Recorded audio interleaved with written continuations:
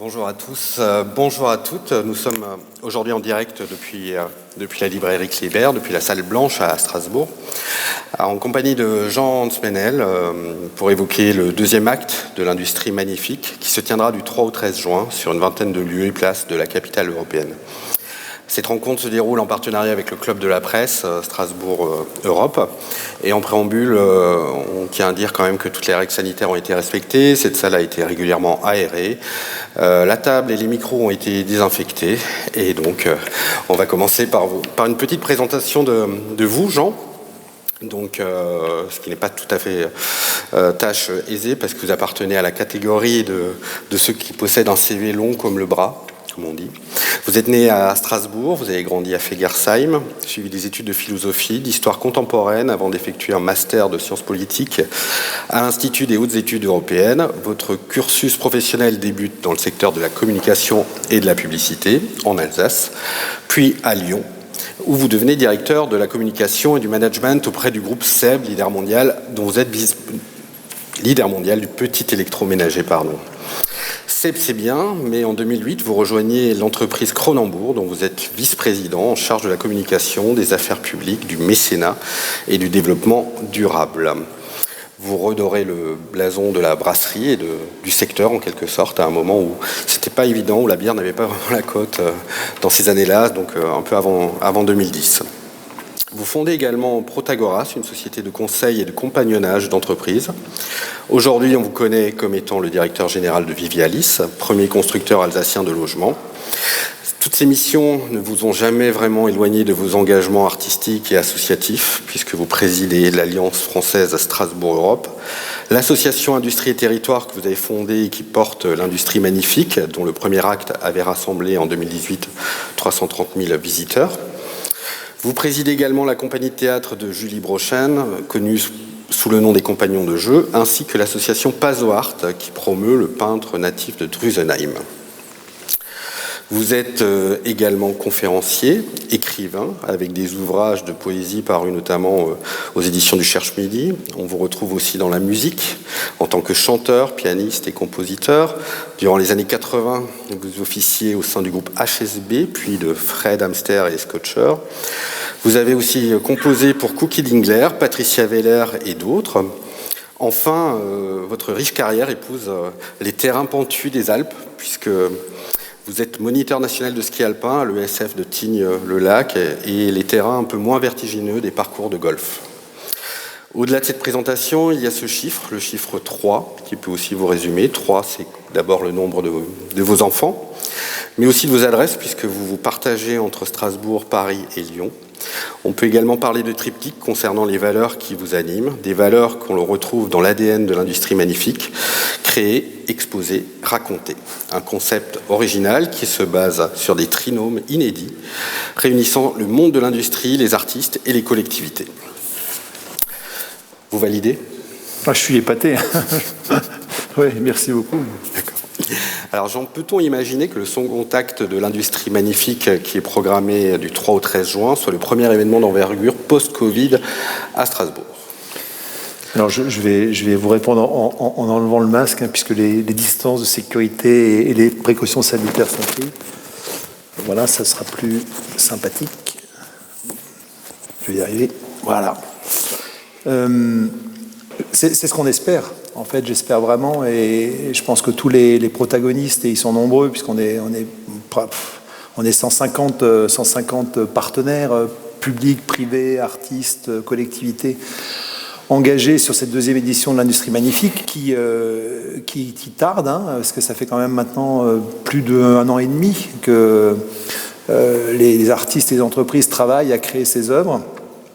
Le temps de l'exposition s'est rallongé. On a pris 1 an dans la vue à cause effectivement de ce satané virus qui empoisonne la vie de tout le monde.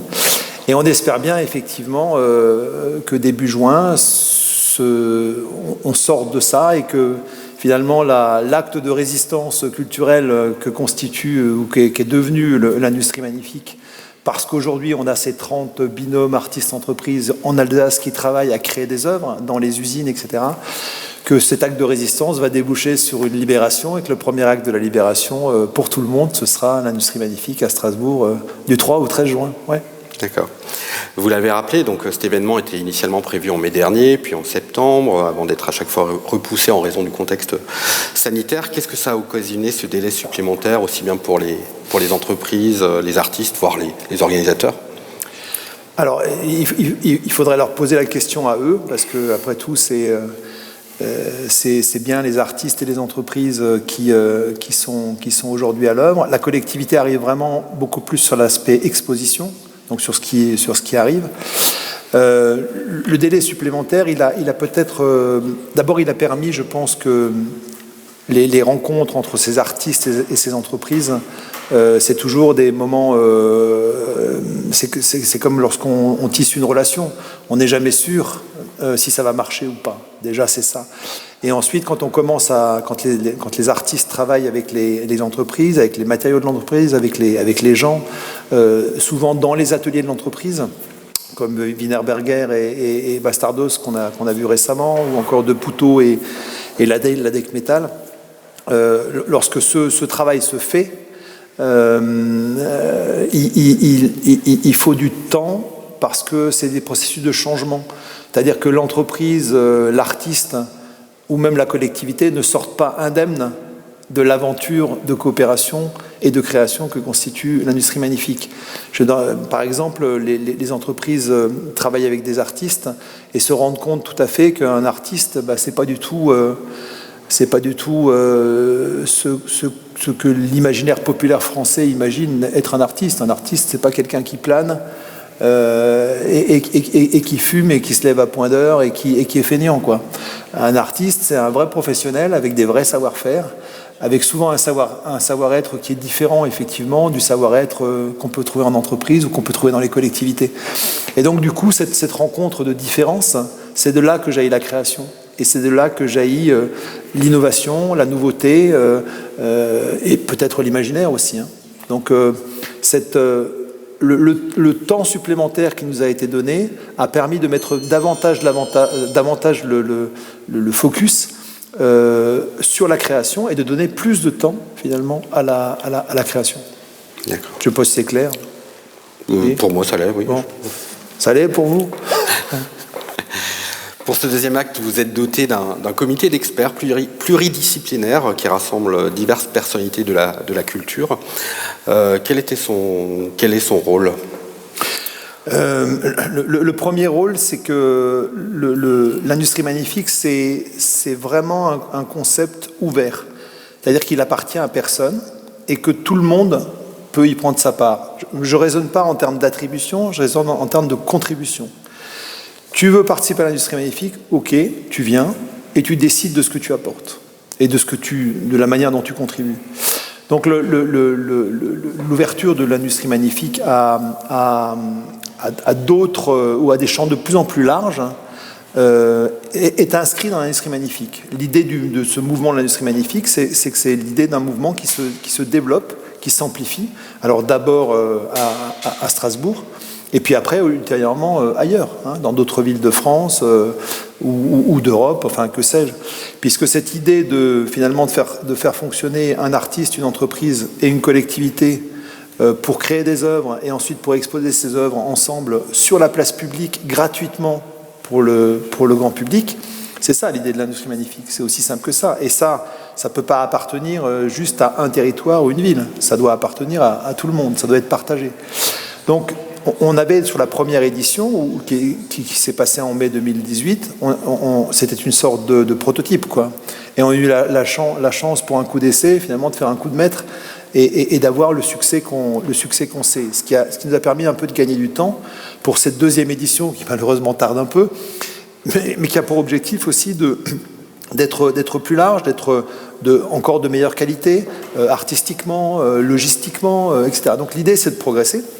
Et ce comité artistique, l'idée essentielle, c'est de dire les acteurs de la culture institutionnelle ou publique ou privée, c'est important que l'Industrie Magnifique, ils ne la voient pas comme un concurrent. C'est important qu'ils la voient comme un confrère. C'est important qu'ils apportent leur regard ou leurs propositions, leurs compétences là-dessus. Donc voilà, l'idée de compétition, pour moi, qui suis un homme d'entreprise et qui connaît bien ça, elle est totalement étrangère à l'industrie magnifique. L'industrie magnifique, c'est l'inverse de la compétition, c'est la coopération. Donc je préfère voir les autres comme des confrères que comme des concurrents. Et donc l'idée finalement du comité artistique, c'était tout simplement de bénéficier, on a à Strasbourg des infrastructures et une vitalité culturelle hors du commun, hein, on le sait. Eh bien, l'idée, c'était d'associer plus largement les autres acteurs de la culture à, on va dire, la direction artistique de l'industrie magnifique, tout en ne constituant pas de tribunal. Parce que moi, j'ai horreur des tribunaux qui font les choix et qui disent « ça, c'est de l'art, ça, c'est pas de l'art » ou « ça, c'est bien, ça, c'est pas bien ». C'est pas ça l'idée. L'idée, c'est de dire « ok, on a besoin d'avancer concrètement ». Par exemple, pour dire, tiens, telle entreprise cherche un artiste, elle n'a pas d'artiste. Ok, par exemple, le casting d'artistes, c'est quelque chose qui va être fait avec ce comité artistique, puisque les uns et les autres, évidemment, comment dire, ont un carnet d'adresses, ont des compétences, et puis ont des idées, des sensibilités, etc. Donc voilà, c'était ça l'idée. Et on a la même démarche, si vous voulez, avec les commerçants de Strasbourg. On veut avoir la même démarche avec l'éducation nationale, on veut avoir la même démarche avec, enfin plus largement, de faire finalement de l'exposition une grande fête populaire qui ne se limite pas juste aux artistes, aux entreprises et aux collectivités impliquées, mais également à la ville en général. Et je pense que cette année, plus particulièrement, ça a tout son sens parce que on veut une sorte de printemps, quoi, de printemps post-Covid, on va dire. Le printemps de Strasbourg, peut-être. Oui, peut-être. Oui. Vous parlez de la vitalité culturelle. À côté de cela, en Alsace, il y a aussi une vitalité industrielle. Est-ce que c'est facile de réunir ces deux univers ? Alors, faire l'industrie magnifique, ça n'est pas facile. Ça c'est clair. Mais comme n'importe quel grand projet, et encore plus un grand projet qui associe des mondes qui ont chacun leur logique. La logique du monde artistique n'est pas la logique du monde de l'entreprise, et pas la logique du monde politique. Mais précisément, c'est aussi ça l'enjeu et l'intérêt de l'industrie magnifique, c'est de jouer sur ces différences et on va dire, de conjuguer, de brasser ces différences pour créer un lien et certainement pour changer aussi la vie, c'est-à-dire pour changer un regard. Les partenariats le partenariat public-privé qui est instauré dans ce cadre-là est tout à fait original. Le modèle économique qui permet de financer tout ça est tout à fait original. Il y a beaucoup d'innovations parce que la coopération, et notamment la coopération de milieux très différents, de gens très différents, d'idées très différentes, permet de générer de la nouveauté.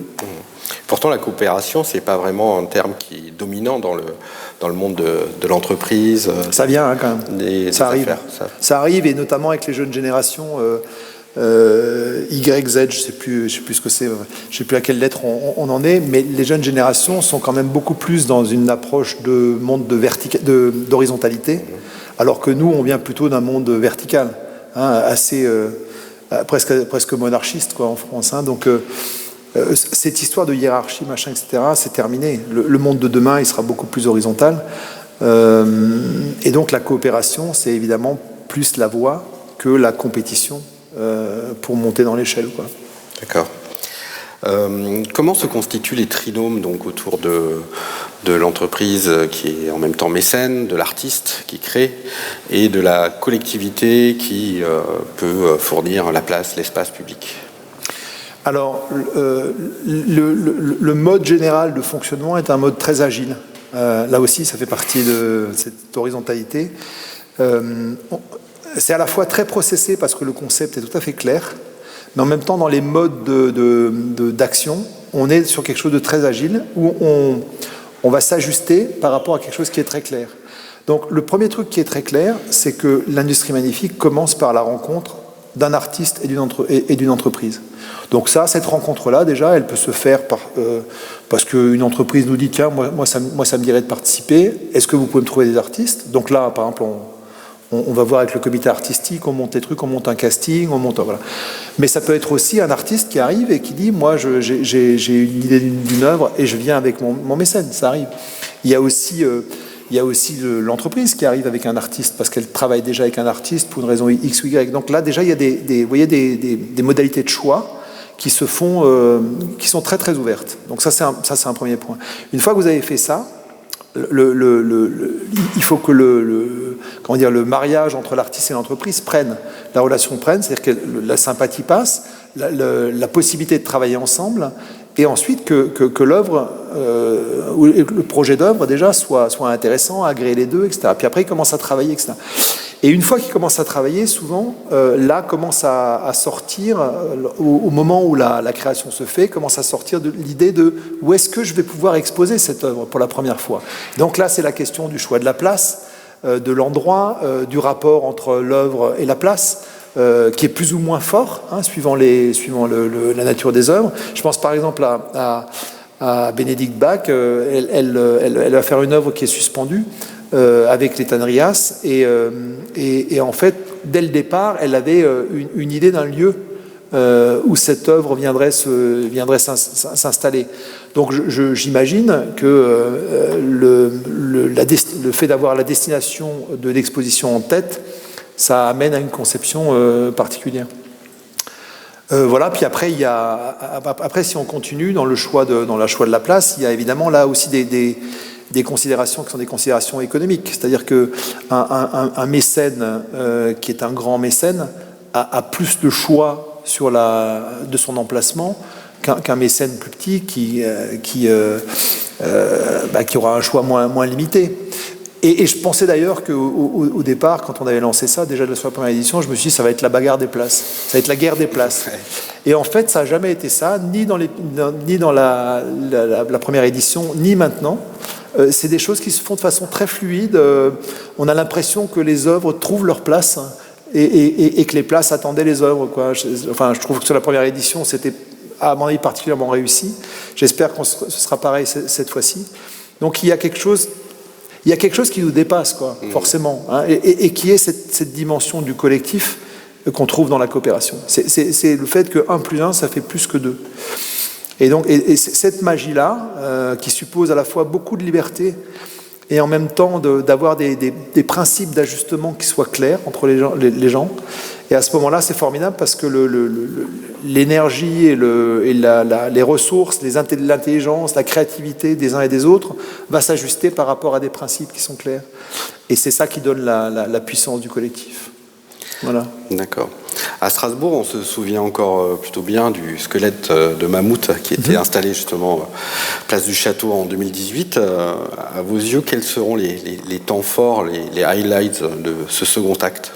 Alors je pense que d'abord je voudrais en profiter là pour remercier à l'époque Dominique Formals, Pierre-Étienne Binchedler, c'est-à-dire les patrons d'Aquatic Show et de Soprema, d'avoir cru au projet, permis de le lancer et puis avoir fait une œuvre avec Jacques Rival, l'architecte artiste lyonnais, et feu mon ami Jean-François Zuravic, d'avoir fait une œuvre extrêmement spectaculaire qui a été aussi qui a attiré, je crois que sur les retombées presse, ça a fait 1/4 des retombées presse, ça a buzzé dans le monde entier grâce à une œuvre spectaculaire. Ça a été aussi l'objet de beaucoup de discussions. Ça a fait, est-ce que c'est vraiment une œuvre, est-ce que c'est pas une œuvre, est-ce que c'est de l'art, est-ce que c'est pas de l'art, etc. En fait, on s'en fout, quoi. C'est-à-dire que à la fin, cette espèce de locomotive qu'a constitué le mammouth volant a permis aussi de découvrir d'autres œuvres, parfois beaucoup plus petites, beaucoup plus discrètes, moins spectaculaires, et permet finalement à 330 000 visiteurs de fréquenter des œuvres. Peut-être que sur ces 330 000 visiteurs, il y en a la majorité qui ne mettent jamais les pieds dans des musées. Donc il y avait ça aussi. Sur l'édition à venir, moi j'ai pas envie de faire un casting parce que, assez paradoxalement, je trouve que c'est le public qui décide en fait. C'est-à-dire c'est le public qui va décider putain ça c'est formidable ou ça c'est bon. C'est pas forcément parce que c'est spectaculaire. Ça peut être parce que c'est très touchant, parce que c'est très créatif, parce que c'est très décalé, parce que c'est très... Et là, on a beaucoup plus d'œuvres. Hein. On doit, enfin, pas tout à fait le double, mais on va passer de 24 œuvres à 35, entre 35 et 40. Hein. Donc, ça va être assez massif. On va être sur beaucoup plus de places. On était sur 12 ou 13 places la première fois. Là, on va être sur 15 à 20. Oui, ça double. Et il y a plein de choses, et c'est très très varié. Je n'ai pas envie de mettre plus en avant une œuvre que l'autre. Il faut que le public vienne et le public découvre. Hein. Et je pense qu'aujourd'hui, avec le concours des différents médias presse, nos partenaires presse, il y a une communication qui se fera mieux et encore mieux que sur la première édition, et qui invitera certainement à un flux de visiteurs à venir, quoi. Et puis avec la période, je pense que j'espère que ce sera bondé, quoi. Voilà. En tout cas, on peut s'attendre à des œuvres toujours aussi monumentales. Oui, il y a de très très belles pièces et des choses assez spectaculaires. Oui. D'accord. Ce concept qui repose essentiellement sur le mécénat d'entreprise, qui semble actuellement un maillon crucial vu la situation que vivent les artistes, sachant que les lieux culturels sont fermés. Quel est votre regard sur ce phénomène ? Déjà, le premier truc, c'est qu'il faut quand même saluer l'effort de l'État et des collectivités publiques pour gérer la crise. Je veux dire, ce qui a été mis en place en termes de soutien économique, financier, etc., est exceptionnel.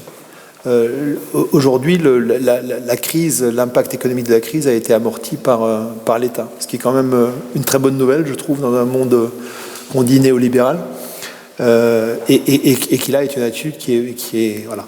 Donc ça c'est un premier point, et c'est vrai pour tout le monde. C'est vrai pour les entreprises, c'est vrai pour les artistes, c'est vrai pour... Il y a un parachute d'État et des collectivités qui est remarquable. Après, effectivement, l'idée initiale, vous avez remarqué le 3, qui est une figure, un chiffre récurrent chez moi, et effectivement, dans le triangle de l'industrie magnifique, je m'étais dit que les entreprises apportaient la ressource, la richesse, l'argent, puisque c'est leur rôle, hein, que de créer de la valeur. L'artiste apportait l'œuvre et la collectivité apportait la place et les moyens d'exposer, on va dire. Et c'est ce qui se fait. Donc ce modèle un peu économique a l'avantage de permettre à chacun des acteurs d'être parfaitement dans son rôle et pas d'outrepasser son rôle. Et de cette façon-là, le budget de l'industrie magnifique, en gros, il est pour moitié en espèces sonnantes et trébuchantes qui sont plutôt apportées par le privé, par les entreprises, et d'autre part en apport en nature et en compétences qui sont plutôt apportés par le public. C'est-à-dire les services de la ville, les services du département, de la région, de la chambre de commerce, etc., travaillent et apportent leurs compétences pour monter l'événement et pour organiser l'espace public, ce qui a une valeur très importante, parce que c'est la moitié du budget, en fait. Mais ce n'est pas un chèque. C'est la mise à disposition en dons de nature et de compétences. Voilà, c'est ça le truc important. Je ne sais pas si j'ai répondu à votre question. Non, je parlais plutôt de l'influence du mécénat qui est de plus en plus grand en ce moment, en ces temps de pandémie où les lieux culturels, enfin ça brouille un peu l'écosystème pour les artistes, sachant que les lieux culturels sont fermés. Et c'était votre regard, on a l'impression que le mécénat devient de plus en plus important pour les entreprises. Oui, mais il ne faut pas se... Je pense que c'est un vrai faux problème, ou un faux vrai problème, je ne sais pas, mais parce que de toute façon, l'artiste, globalement, en France, il vit du mécénat, que ce mécénat soit public ou qu'il soit privé. Et quand on regarde les dispositions légales, juridiques en France pour le mécénat de création et le mécénat d'art ou culturel en général, notamment la loi Aliagon de 2003, et toutes ces extensions, en fait, à la fin, on a quand même un État et une nation qui prend très soin de sa culture et qui prend très soin du financement de sa culture. C'est-à-dire que la défiscalisation qui est possible dans des limites, certes, mais qui est réelle, fait qu'à un moment donné, la création de l'œuvre d'art, si elle est financée par l'entreprise, c'est une avance finalement. Parce qu'à la fin, ça lui donne des moyens de défiscaliser et de récupérer l'investissement qui a été fait, mais sur 5 ans, à raison d'un cinquième, ça c'est pour la création d'œuvres. Voilà. Après, il y a aussi des entreprises qui font ça, enfin, et la plupart d'ailleurs, elles ne font pas ça pour défiscaliser. Elles font ça parce qu'elles ont le désir de faire ça. Parce qu'elles se disent que ça va être chouette de bosser avec un artiste pour faire des échanges de compétences, pour voir les choses autrement. Il y a certains artistes qui, ensuite, je pense notamment, enfin je ne veux pas citer certains artistes qui continuent à travailler en design, par exemple, en design produit pour les entreprises, ce qui n'était pas prévu au départ. Inversement, je pense que il y a des entreprises qui se rendent compte tout d'un coup que leur mode de fonctionnement peuvent évoluer à cause de ça. Il y a une mobilisation des collaborateurs dans la construction de l'œuvre, dans l'exposition. Il y a une fierté. Enfin, il y a énormément de vertus, quoi. Il y a énormément de vertus en fait à rencontrer l'autre, mais dans son altérité. C'est-à-dire que je suis artiste, je rencontre l'entreprise et je respecte l'entreprise et l'entreprise me respecte. Et cette altérité, c'est-à-dire cette intégration de l'altérité, elle permet d'enrichir les identités et de faire derrière des entreprises qui sont plus fortes parce qu'elles sont plus ouvertes sur le monde, de faire des artistes qui sont plus forts parce qu'ils sont plus ouverts sur le monde et de faire des collectivités plus fortes parce qu'elles sont plus ouvertes sur le monde, quoi. C'est la force de la différence. Ok. Cette force-là, vous l'avez un peu évoquée tout à l'heure. On parlait du concept de l'industrie magnifique, comme quoi il serait éventuellement transposable en France ou au-delà, hors des frontières, en Europe. On en est où de ces possibilités d'exporter l'industrie magnifique ailleurs qu'à Strasbourg aujourd'hui? Aujourd'hui, ça bruisse, hein. Ça bruisse, oui, il y a plein, c'est ça, il y a plein de touches avec des municipalités à droite, à gauche. On veut prendre le temps de faire les choses, de bien faire les choses, et surtout de les faire localement. C'est-à-dire qu'il ne s'agit pas, pour moi, de faire l'industrie magnifique dans une autre ville, éventuellement en même temps que Strasbourg, et de le faire moi, ou mon équipe directe. Il faut absolument monter l'équivalent de l'équipe qu'on a ici sur chaque ville en question.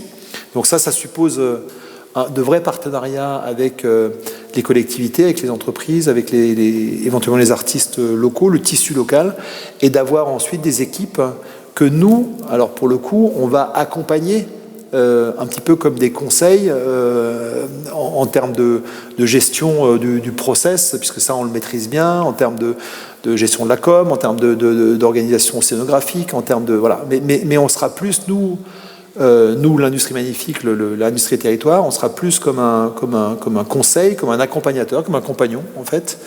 Mais pour que chaque territoire en fait, comme Strasbourg ou son agglomération ou sa région, comme on peut l'être nous directement ici. Mais ailleurs, certaines villes de l'Ouest notamment sont très très intéressées et on a des contacts très serrés. On a aussi des contacts centraux, c'est-à-dire, autour d'organismes nationaux qui veulent nous aider à passer à la vitesse supérieure, c'est-à-dire à déployer simultanément dans plusieurs endroits. Bref, c'est en cours. Et puis le dernier point là-dessus, c'est que je n'aurais pas, et l'équipe certainement non plus, fait une deuxième édition de l'industrie magnifique si ça avait été simplement, si vous voulez, pour créer une sorte de biennale ou de triennale de ce type-là à Strasbourg. C'était pas l'idée de l'industrie magnifique, c'était pas l'idée que ce soit un événement captif. C'est l'idée que c'est un événement qui qui se déroule d'abord à Strasbourg, parce qu'on aime Strasbourg, parce qu'on aime notre ville, notre agglomération, notre région, et qu'on est bien ici, on fait ça. Mais ensuite, l'idée, c'est que ce concept-là, il est quand même trop génial, ce concept, pour qu'on le garde juste nous. C'est important que les Bretons, les Aquitains, les Auvergnats, les Corses, enfin, s'approprient le concept et puis le développent. Et si demain, effectivement, on parvient à faire que peut-être tous les 3 ans, dans une tranche de temps, par exemple le début juin, partout en France ou dans 10, 20, 30 villes en France en même temps, on fait l'industrie magnifique, chacun sur son territoire, eh bien ça fait comme une sorte de fête de la musique, quoi, de l'art et de l'industrie. Et c'est quand même ça aussi l'objectif initial de départ, c'est soutenir la création, développer la création, c'est développer la culture de l'invention, c'est valoriser le patrimoine industriel, les savoir-faire industriels, etc. Donc on ne peut pas le faire juste à Strasbourg. Hein. Je veux dire, l'enjeu, il est trop important aujourd'hui, plus que jamais. On parle beaucoup du Made in France, etc., etc., auquel d'ailleurs j'ai participé à l'élaboration de ça il y a quelques années avec Yves Gégaud et Cronenbourg. Et c'est quelque chose auquel je crois beaucoup. Oui, je pense qu'il faut réapprendre à fabriquer, à créer, à développer de l'activité en France, ça développe des emplois, il faut développer des vocations. Et si l'industrie magnifique peut développer des vocations, que ce soit des vocations d'artistes, ou des vocations d'entrepreneurs, ou des vocations d'industriels, ou pourquoi pas de gestionnaires politiques ou de politiques, et ben tant mieux. Ce sera la participation citoyenne qui est inscrite dans ce qui est d'abord un mouvement de coopération, de création, qui est l'industrie magnifique, avant d'être l'acte dont le deuxième se prépare. D'accord. Très bien, en attendant d'aller en Corse, on restera à Strasbourg. Je dis la Corse, mais je ne sais pas si... C'est très bien. Très bien, ce sera à Strasbourg que ça se passera du 3 au 13 juin. Je ne sais pas si vous voulez rajouter quelque chose par rapport à tout ça.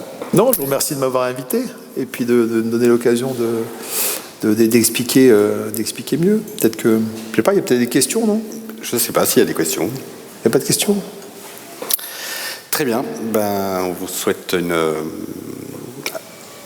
bonne fin de journée. Merci à la salle Kléber, la librairie Kléber, et merci Club de la Presse.